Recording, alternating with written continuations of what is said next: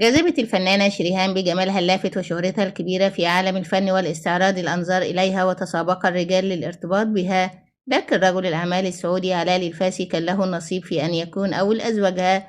السار العربي علاء الفاسي رجل الأعمال السعودي من أصل مغربي ينتمي لعائلة عريقة، وهو صهر الأمير تركي بن عبد العزيز وخال بعض من أبنائه. تزوج من الفنانة شريهان، لكن الزواج باء بالفشل. تم الطلاق بين علاء الفاسي وشريهان بعد الكثير من المشاكل والمشاحنات، أبرزها كان تحرير محضر ضدها من قبل زوجها بسبب رفض نزولها المسرح وتقديم دورها في مسرحية شارع محمد علي بحجة تعبها وخوفه عليها من حدوث مضاعفات تؤثر على حالتها الصحية. علاء الفاسي هو شقيق الأميرة المثيرة للجدل هند الفاسي، التي كانت بطلة للعديد من المشكلات التي وقعت في القاهرة حيث كانت إقامتها، وقد اختفى الفاسي لفترة بعد خسارته في تجارة السكر. كان علاء الفاسي أحد نجوم سهرات القاهرة، وضيفا دائما على موائد النميمة، سواء باستفزازاته المستمرة عبر إحاطة نفسه بحاشية من البلطجية والبودي جارد، أو نتيجة زيجات مثيرة حيث تزوج من أجنبيات عدة.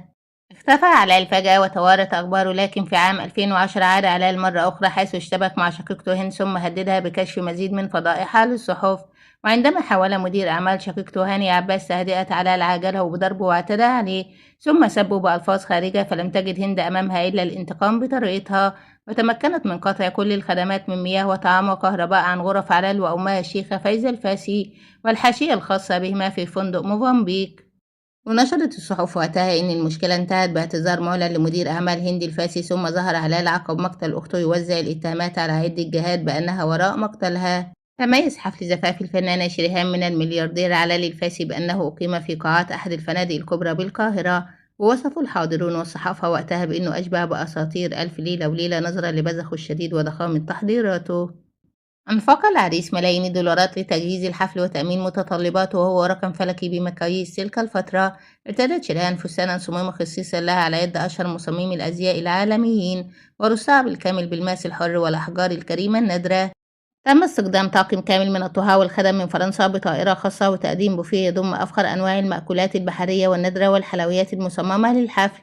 شهد الحفل حضورا كبيرا لعدد من الأمراء والشيوخ من الخليج العربي، إلى جانب كبار رجال الأعمال وأبرز نجوم الفن والسياسة والمجتمع في مصر والعالم العربي. أحيا الزفاف باقة من أبرز مطربي الوطن العربي في ذلك الوقت، واستمرت الاحتفالات والفقرات الاستعراضية والغنائية حتى الساعات الأولى من الصباح.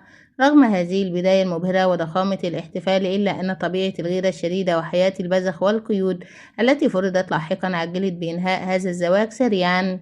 انتهى الزواج في اسم الشرطة، حيث أصرت شريهان على الانفصال وتم الطلاق رسميا داخل الاسم. وإلى اللقاء، لا تنسوا الاشتراك والشير والإعجاب.